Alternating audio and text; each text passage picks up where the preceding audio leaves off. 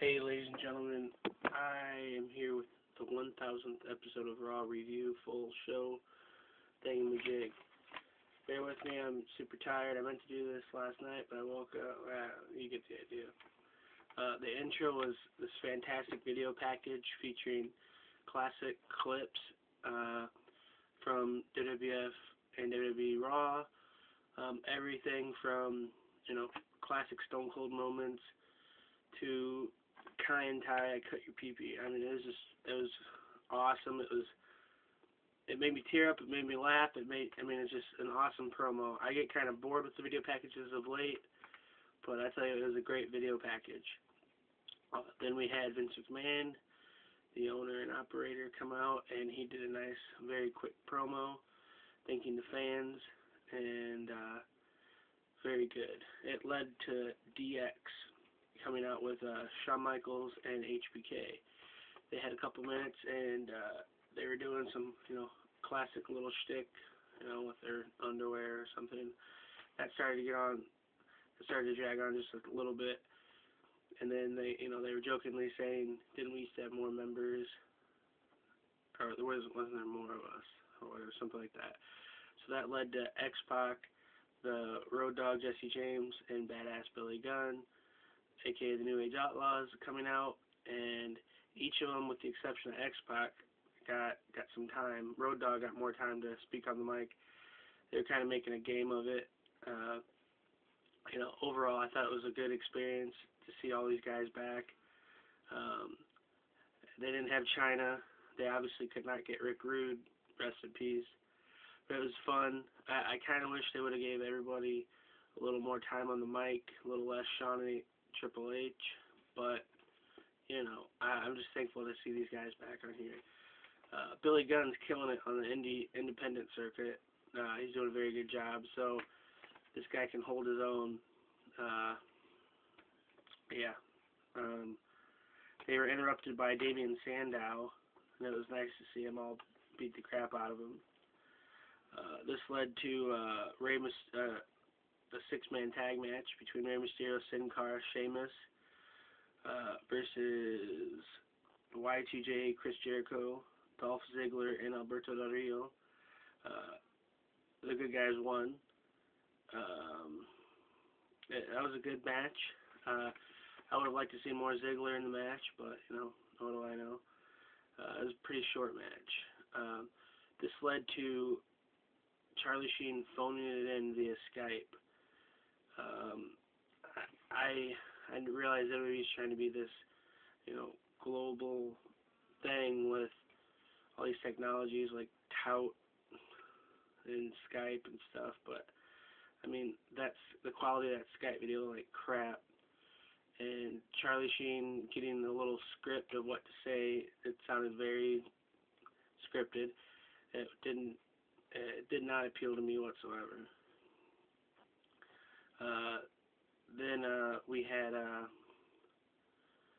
don't know, there was some kind of backstage vignette. Oh, it was with AJ was getting ready for the wedding. You saw Roddy Piper, R-Truth, Little Jimmy, Hacksaw Jim Duggan looking for, I think they were looking for Little Jimmy or something like that. I guess he was going to be the ring bearer, I don't remember. Then, to top it off, we had Mae Young and Mae Young's hand, aka the birth child of Mark Henry, a giant version of it. And I gotta say, that was probably one of the biggest surprises. I couldn't believe they actually referenced it again. Excuse me, pardon me. So that did, wake me back up, I guess you could say. That was pretty funny. Then Brodus Clay, with special guest for the evening, Dude Love, defeated Jack Swagger, the All-American American. It was funny seeing Dude Love back, and we had just enough Dude Love to say, hey, I remember Dude Love. It was about 14 seconds of Dude Love, and that's about all you needed. Because if you give Dude Love a microphone, you're going to be changing the channels. Maybe that whole time, remember when Tony Schiavone said when Mick Foley was when Mick Foley won the championship on Raw, the taped episode that that'll put butts in the seat. Maybe he meant Dude Love. This dude sucks. Alright. Anyway, Jack Swagger. I mean, this is a talented guy, and he's losing. He's getting squashed in 4-second matches. It's ridiculous. Then we were ready for the wedding. Slick, the man of soul, came out, and I don't think the crowd knows him. When they did that retro Raw, I don't think the crowd knew who he was. I feel bad for him. Maybe if they brought Akeem out, a one-man gang, maybe they could remember him. But then it was the AJ Daniel Bryan wedding. The CM Punk got, goat face, blah blah blah blah. I don't know. Vince announced AJ as the new GM. I'm not exactly sure because she's a crazy chick, I guess. But what are her qualifications? That's what I want to know. In WWE, you have to have qualifications. I was on NXT, and whatever. I don't know. If you saw the intro to when Daniel Bryan's getting ready, he was with those three guys. They looked, the Jerry Lawler and Michael Cole were like, oh, those look to be like Daniel Bryan's, groomsmen. They look like orderlies. I thought the way they were going to go with it was that he was going to marry her, and then he was going to be, I can't think what the term is, but you get if I thought he was going to say, my wife is mentally ill, and then he was going to put her in an insane asylum or something like that. That would have been a really interesting way to go about it. Those three guys in the weird white suits, like, what was their deal? I don't understand that. Did they switch it, like, right off, right as it was going on? Like, what was the deal with those three guys in the white coats? If you have an idea, let me know. Then that set up with the promo with The Rock. He's awesome. Always good to see The Rock. He's killer. Bret Hart he's one of my favorite wrestlers of all time. He came out as a special guest announcer. He announced the Christian and Miz match. As a ring announcer, I gotta say, I'm learning everything I know from Bret the Hitman Hart. Please stick to doing promos and not ring announcing. I want to congratulate The Miz because he became the new champion. It seems like they are going to go for a push for him. It's kind of like what they did with the Christian, where they can't give him the heavyweight title right now or the WWE title, so you give him the mid-card title, the IC champ. There's nothing wrong with being that. There's a lot of great superstars that have had that championship. So I'm looking forward to it. He just starred in the Marine 3. Should be coming out soon, so you could potentially assume that hopefully they're going to turn him face or be a good guy. So yeah, that could work. Then we had Triple H come out to his the game music. He didn't come out to DX. He came out and he wanted to know what Brock Lesnar's response to his challenge was. So Paul Heyman came out, and Paul Heyman is a great weaselly character in WWE. He knows what to do to push buttons to get the crowd to love him or to hate him. Paul Heyman deserves to be on TV more than he is. Anyway, this little debacle happened with Stephanie came out and slapped him and for some reason got like black smudged crap all over Paul Heyman's face, but Paul Heyman didn't realize it. Anyway, it led to Brock coming out. Oh, Paul accepted the challenge on behalf of Brock. Brock came out and they were trying to do this like work shoot little impromptu brawl in the ring, and they did a good job of making it seem as real as humanly possible because it looked like they were just throwing each other around willy-nilly. Don't be surprised if one of them's on the DL list because they're just throwing each other around. Then, like I said, I'm a ring announcer for independent shows. My hero, Howard Finkel, made his triumphant return. And it was terrific seeing him back. Well, anyway, it was the Heath Slater job out to a Legends match, which was surprisingly enough Toledo, who looked freaking terrific.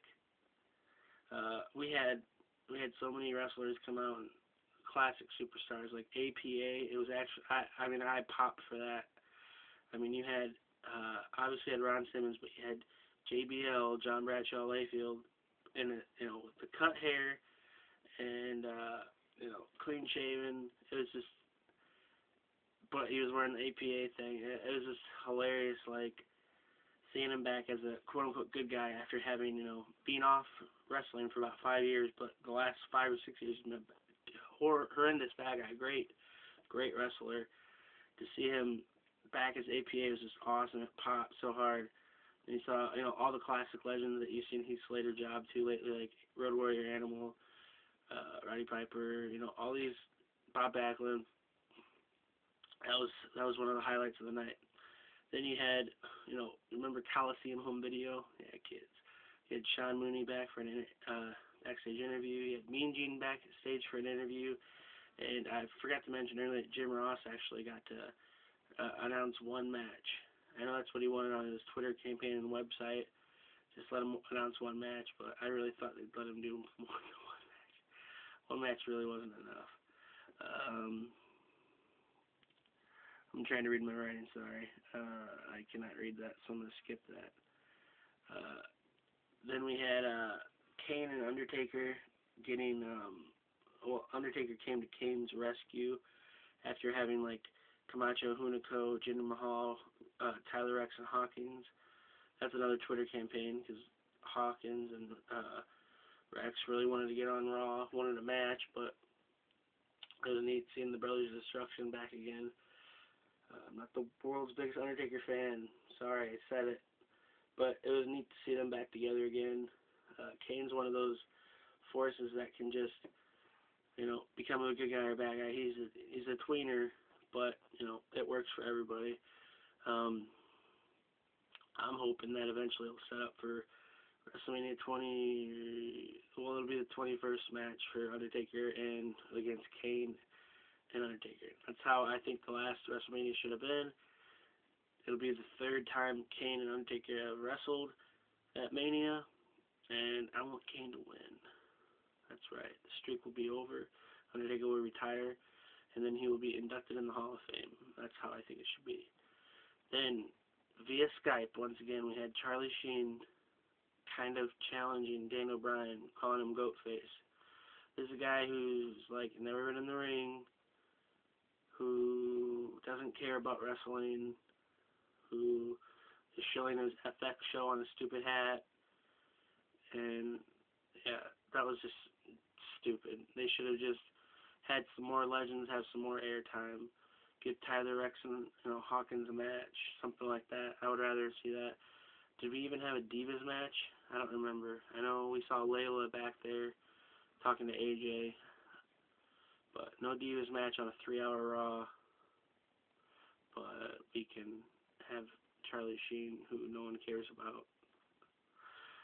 The only reason people follow him is because they want to see if he's, on drugs. So, anyway, and then I noticed that we had the poll.